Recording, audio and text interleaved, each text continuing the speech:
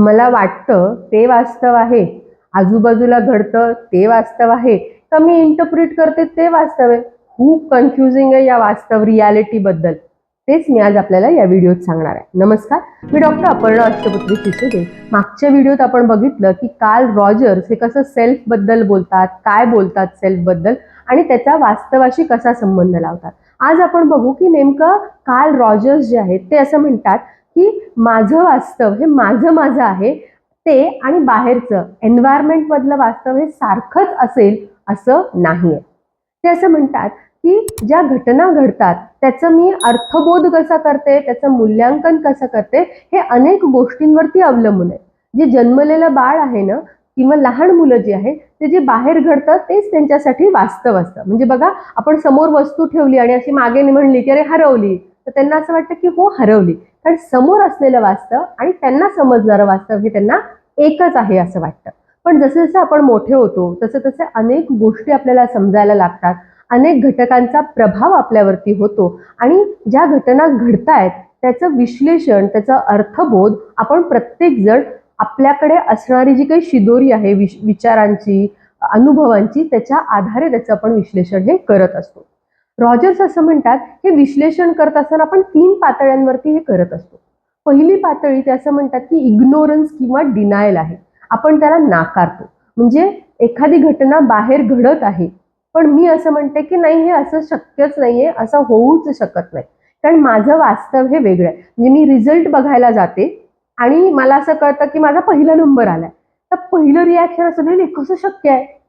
मी त्याला माझं वास्तव, कारण माझ्या डोक्यात वास्तव वेगळं होतं आणि समोर मला वेगळं दिसलं, पहिलं जे रिॲक्शन असतं ते डिनायलचं असतं. आनंदाच्या गोष्टीत डिनायल करणं लगेच आपण एक्सेप्टन्स कडे जातो, पण दुःखा देणाऱ्या ज्या घटना असतात त्या बराच काळ डिनायलमध्येच राहतात की नाही असं शक्यच नाही, मी नापास होऊच शकत नाही. डिनायल किंवा इग्नोरन्स, नाही म्हणणं, हे जास्त असतं. दुसरा जो अवेअरनेसचा प्रकार आहे ते असं म्हणतात त्याला आपण प्रॉपर सिम्बलाइज्ड केलेलं असतं.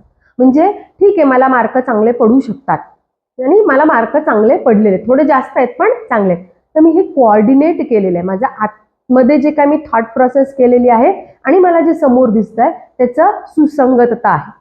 तिसरं जे आहे ना, मी डिनाय करत नाही, मी त्याला डिस्टॉर्ट करून टाकते, त्याला वेगळ्याच पद्धतीने बघते. म्हणजे मी असं विचार केलेला असतो की मला 10 मार्क पडतील, 10 पैकी 10 मिळतील आणि मला मिळालेले असतात 4च मार्क. मग मी ते नाकारत नाही, आयदर मी नाकारेन, पण मी ते नाकारत नाही, पण मी त्याला वेगळ्या पद्धतीने बघते. माझा राग आहे ना म्हणून मला मार्क कमी दिले, मी त्याला काय केलंय, डिस्टॉर्ट केलेलं आहे. त्या वास्तवाला, त्या रियालिटीला माझ्या मध्ये असणाऱ्या रियालिटीच्या फिल्टर मधनं मी त्याला काढलेलं आहे. त्याला आपण फिल्टर करतो.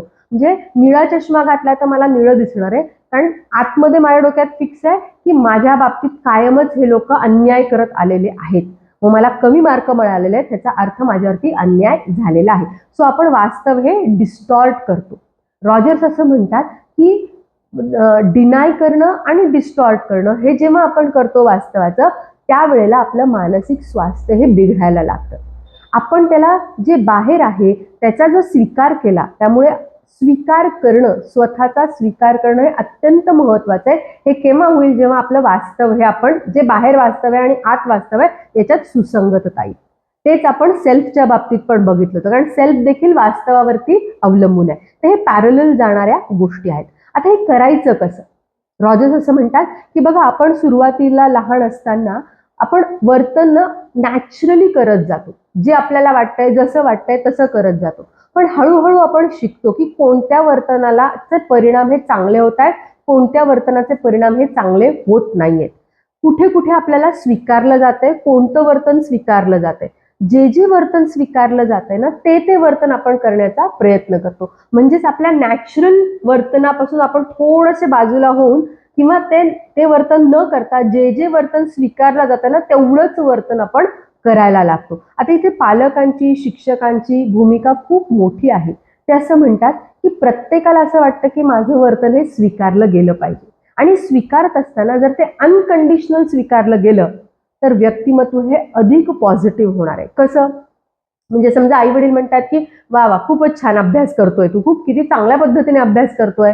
मूल जे आहे ते अभ्यास करणार आहे. पण समजा मी फक्त पहिला नंबर आल्यावरच जर चांगलं म्हणत असेल किंवा अमुक 1% मिळाल्यावरच चांगलं म्हणत असेल तर दॅट इज कंडिशन्ड अप्लाइड लिहिलेलं असतं बघा.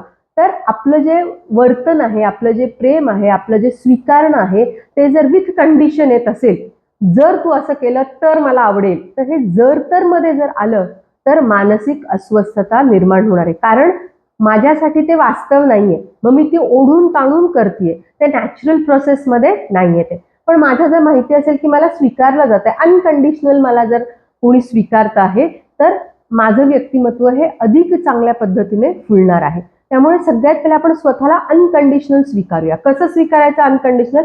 कुठलेही कारण न देता मी अशी आहे एवढंच म्हणायचं आहे आणि हळूहळू मग ते आपण स्वीकार्य होऊ शकतं.